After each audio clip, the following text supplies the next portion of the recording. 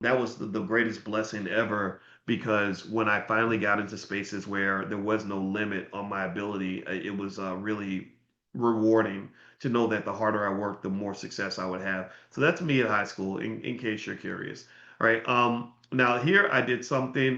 You can go check this out. My Instagram's Dr. Boyce Finance.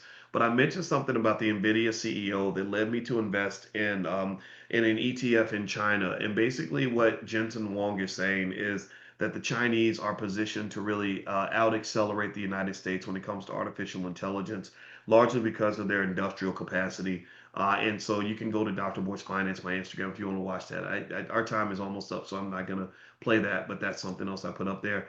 This is something that was really interesting. This has to do with um, timeshares, and I'm going to play this really quick. Let me know if you can hear it. So here it goes. 5 things you didn't know about how timeshares destroy love.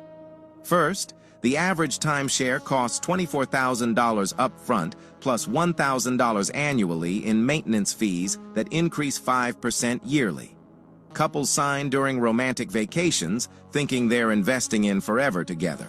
Second, 85% of timeshare owners try to sell within 5 years, but discover their investment is worth only 10% of what they paid.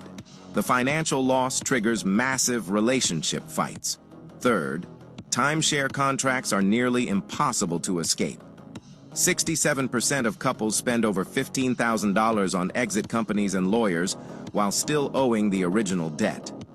Fourth, 73% of couples report being pressured to sign through relationship manipulation during high-pressure sales presentations. They specifically target romantic emotions. Fifth, here's the most brutal truth. Timeshare debt follows couples through divorce. Many report that timeshare obligations kept them legally and financially tied to ex-spouses for decades. They couldn't fully move on or remarry because of a romantic purchase that became a lifetime prison. Here are 5 things. Okay, so let me ask you this: yes or no? How many of you have ever been um, involved with a timeshare situation? And as you answer that question in the chat, I'm gonna tell Eunice the Hyatt on the Hudson. If you go to allblacknationalconvention.com, the address should be there.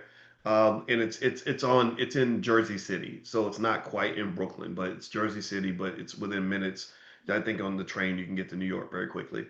Yeah. So how many of you? Okay. So if you remember, I don't know if anybody else notices. My sister and I sat through a timeshare presentation years ago, and let me just tell you, timeshare salespeople are the best salespeople ever. They are so good. They are masterfully good.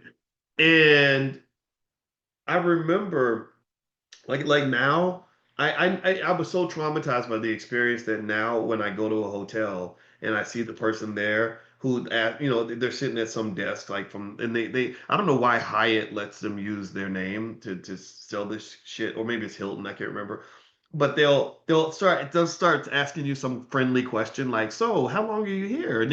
And I don't even want to answer the question. I'm like, I'm leaving right now. I gotta go. I gotta right.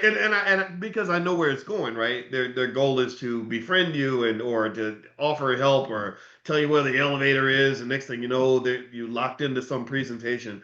And it's and they'll suck you in. They'll be like, well, would you like to, a free vacation or a free whatever? And you're like, yes, but then it comes at this cost. And I remember going to, I had taken one of these things many years ago, and it was one of those free, like $99 vacations or something. And they told me I didn't actually have to go to the presentation, but I felt like I had to because they kind of would lock you in and harass the hell out of you while you're there. And I remember sitting down with the person and watching how good they were at selling their bullshit. That's what I'm just going to tell you what it is. Most of the timeshare sales are people tend to end up regretting it big time, right?